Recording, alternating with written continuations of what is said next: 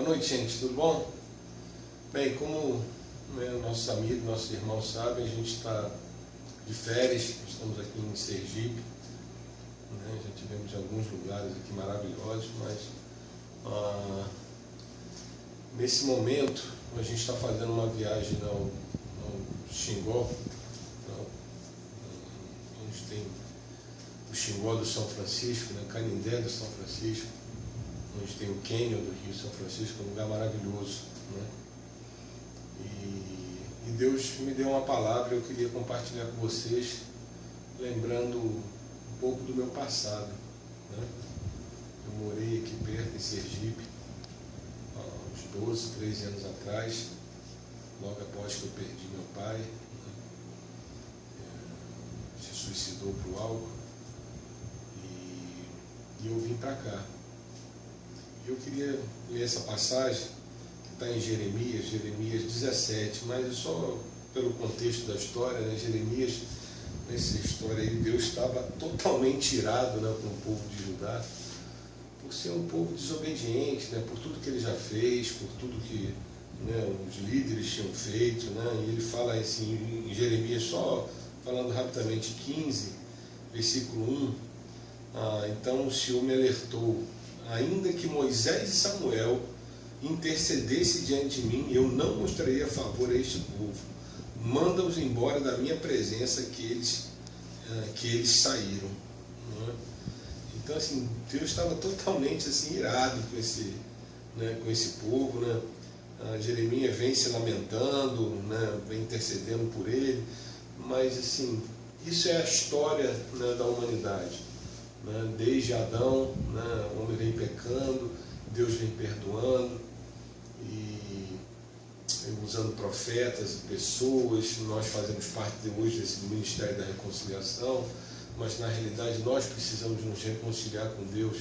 Não é só aceitar Jesus, nós precisamos viver como quem tem Cristo, entender o amor desse Deus, entender quanto eu preciso realmente me submeter, obedecer, me posicionar, confiar, que foi isso que aconteceu. Eu queria que vocês fossem para Jeremias 17, se tiver a oportunidade, a partir do versículo 5 ele fala assim: assim diz Yahvé, essa tradução da King James, tá, gente? Maldito é o homem que confia nos homens, que faz da humanidade mortal a sua força e motivação, mas cujo coração se afasta do Senhor. Ele será como um arbusto no deserto, não perceberá quando algum bem se aproximar. Pelo contrário, morará nos lugares mais áridos do deserto, em terra salgada e desabitada. Mas bendito é o homem cuja confiança está totalmente depositada em Yahvé, cuja fé está no Senhor. Ele será como uma árvore plantada junto às boas águas, e que estende suas raízes para o ribeiro, uma árvore que não se afligirá quando chega o calor, porque as suas folhas estão sempre viçosas, não sofre de ansiedade durante o ano da seca, e nem deixará de dar seu fruto. Ora, não há nada mais enganoso e irremediável do que o coração humano. Sua doença é incurável. Quem é capaz de compreendê-lo?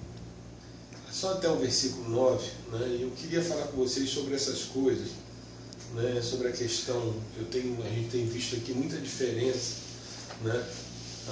de estar perto da água. Hoje nós vimos para cá, o Senhor tocou meu coração, de estar perto da água, estar longe da água. A gente tirou um monte de foto, assim, de quando a gente saiu de lá e o tamanho da seca, que é mais a parte do sertão, e quando vai se aproximando do Xingó, do Rio São Francisco, a vegetação começa a mudar, começa a ficar mais verde, exatamente como fala aqui a palavra, mais viçosa, se vê plantação de milho, plantação de uma série de coisas, e assim é a nossa vida com o Senhor.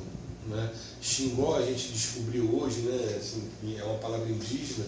Nós tivemos hoje no museu da história do Xingó, que tem muitas vidas até de 9 mil anos atrás, tinha dente de sabre, algumas coisas foram encontradas por aqui, e uma preguiça gigante, pessoas como eram enterradas, uma série de coisas. Eu fiz uma pergunta até para para a pessoa que me perguntou no final. Eu perguntei para ela: você acredita que você veio do macaco, né?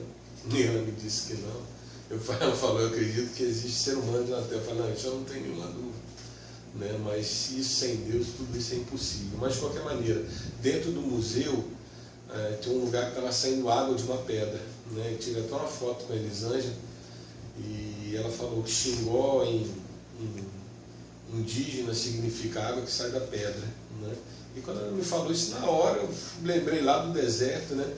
Quando Deus fez, né, o povo lá no deserto fazer água sair da pedra, né? Para poder alimentá-los, né? Maná caindo do céu e todo esse tipo de coisa. E Deus tem feito essas coisas, né? E o homem não tem confiado nele. Ou toda vez que as coisas melhoram, ele se afasta dele, né? Deus tem mandado, tem nos dado missões aqui nessa terra. E, infelizmente, muitas vezes eu saio andando atrás de homens. Eu paro de cumprir a minha missão, aquilo para que Deus me chamou, né? Para andar atrás de homens. Eu coloquei alguma coisa na semana passada, porque Deus tinha me apertado sobre isso, né? Para falar sobre isso, né? Você tem que andar atrás de Jesus, meu amado. Você tem um propósito, você tem um chamado, você tem uma igreja local para você cuidar, você tem pessoas que você precisa abençoar. E se a sua casa não está arrumada ainda, como é que você vai sair andando atrás de todo mundo para pregar? Você precisa arrumar a sua casa, você precisa arrumar a sua igreja local, você precisa ajudar o seu povo local, né, para que ele possa, né, você faça a sua parte na sua casa primeiro. Se você não fizer na sua casa, como é que você vai fazer em outro lugar, né? Como é que você vai falar para alguém que funcionou, né? O ser humano geralmente é homens das obras inacabadas, né? Nós falamos isso do Adico também, mas é o ser humano, né? Ele começa, né, um trabalho e tal, e daqui a pouco já muda para outro, já quer fazer outra coisa, já cansou, né? Nós estamos há 10 anos aí trabalhando com recuperação, é cansativo, às vezes dá vontade de sair correndo, né? Às vezes dá vontade de largar tudo, mas não dá, porque o chamado é muito maior, porque Deus chamou, a gente sabe para que Deus nos chamou, né? Então nós temos que nos posicionar com isso, orar, pedir a Deus que renove, assim como umas árvores perto do ribeiro, né? Que Ele vai, né, nos dar água. Ele é a água viva, é a água que nos sustenta, que nos alimenta. E Jesus falou: aquele que beber dessa água nunca mais terá sede. Então é isso que nós queremos, nós não queremos ter mais sede, mas para isso nós precisamos ser obedientes, sabe? Nos colocar realmente à disposição do Senhor. E eu estava lembrando realmente da história aqui em Aracaju, eu passando por essa estrada no meio do deserto, e quando eu vim para cá, eu fui trabalhar para TIM como gerente das contas empresariais, e eu viajava por aí, saí lá do Rio de Janeiro, vim para um lugar que eu não conhecia, assim, uma loucura, loucura assim, parecia uma loucura. E eu aprendi que sempre a lidar com toda essa seca. Eu ia passando pelas estradas que eu tinha passado, falei: gente, onde é que estava a minha cabeça? Como é que eu saí lá do Rio de Janeiro, vim para um lugar que eu não conhecia nada, né? Mas foi a confiança no Senhor. Naquele momento a minha vida estava tão entregue a Deus, né, que eu sabia que Ele tinha um propósito. Esse propósito comigo aqui foi de tratamento. Ele veio me tratar aqui no sertão de Sergipe, né, onde Ele restaurou e me ensinou a virar homem, a caminhar na obediência de Deus, não na obediência, sim, na obediência das leis, né, isso faz parte, né, respeitar as leis, respeitar as pessoas, mas assim, principalmente dependendo completamente de Deus, né, sem depender de papai, mamãe ou ninguém, né, ou de pessoas nenhuma, né, assim. E eu me lembro de momentos que eu andava nessas estradas assim, tinha um esportezinho velho, estava lembrando até com a Elisângela, e falei: meu Deus do céu, o que eu estou fazendo aqui, Senhor? Né?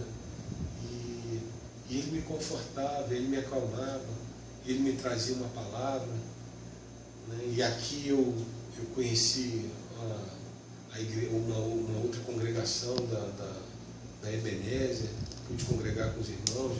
Deus reabriu a porta de trabalho para mim na Petrobras, e depois disso tudo eu conquistei, estava ganhando bem, trouxe minha mãe de volta dos Estados Unidos, né? E de repente eu estava com tudo, mas estava ainda com um vazio muito grande. E foi quando eu fiz essa pergunta sobre o que o Senhor quer da minha vida, né? Eu estava numa plataforma e daí em diante tudo caminhou para que acontecesse a criação da RAV. E realmente dá vontade às vezes de sair correndo. Mas o Senhor me garante, Ele me diz que se eu permanecer nele, né, que eu vou ser alimentado, né, continuando, ele fala, quando ele fala do coração, nosso coração é totalmente enganoso, né? Mas bendito é o homem cuja confiança está totalmente depositada na minha fé, cuja fé está no Senhor. Né? Ele será como uma árvore plantada junto às boas águas, que estende as suas raízes para o ribeiro, uma árvore que não se afligirá. No 9 fala, ora, não há nada mais enganoso e irremediável do que o coração humano. Sua doença é incurável. Quem é capaz de compreendê-lo? E por isso que muitas vezes eu falo que a doença da dependência química é incurável, e muitas pessoas religiosas dizem, não, porque Deus cura quem Ele quiser. Mas isso não é uma questão de cura. Você não é robô, você tem livre-arbítrio. E infelizmente esse é o problema. Porque você não tem posicionamento com Deus. Ou você se posiciona durante um tempo, eu me posiciono durante um tempo, daqui a pouco vem as provações. E por que isso acontece? Porque a minha mente não está voltada sempre para perguntar o que Deus quer da minha vida. Ou eu pergunto às vezes e eu tento manipular essa resposta. No 10 fala, no 11 fala, como a perdiz que choca os ovos que não pôs, assim é aquele que ajunta riquezas por meios injustos. Na metade de sua vida elas abandonarão e no fim ele acabará com um todo. Então assim, eu não quero juntar coisas como um todo. O que eu quero juntar é o favor de Deus. Eu quero juntar é fazer a vontade de Deus. É cumprir a minha missão aqui. Assim como Jesus cumpriu. E Ele não pecou. E Ele não fez mal a ninguém. Você imagina nós, que somos tremendos pecadores, que fazemos mal o tempo todo, julgamos mal. Você imagina assim, o que nós não temos que fazer? Eu não dei a minha vida por ninguém. Jesus que deu a vida dele por nós, para que eu e você tenhamos a vida eterna. Mas parece que eu não consigo entender a profundidade disso, a profundidade da eternidade que Jesus me deu. Ainda estou na superficialidade. As igrejas, infelizmente, estão virando instituições. Instituições que não estão preocupadas em ensinar, em exortar. O cara está pecando, ninguém traz esse pecado para a igreja.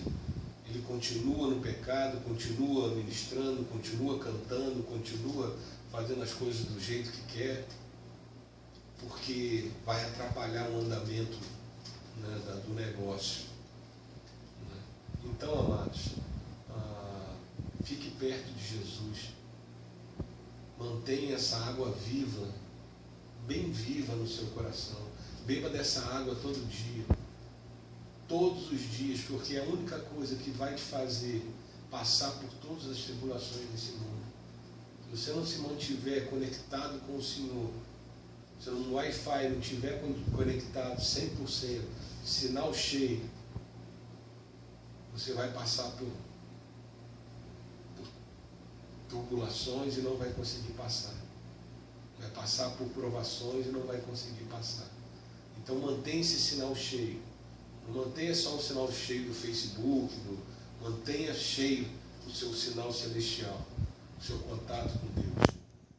Que Deus te abençoe, te guarde, te fortaleça, em nome de Jesus.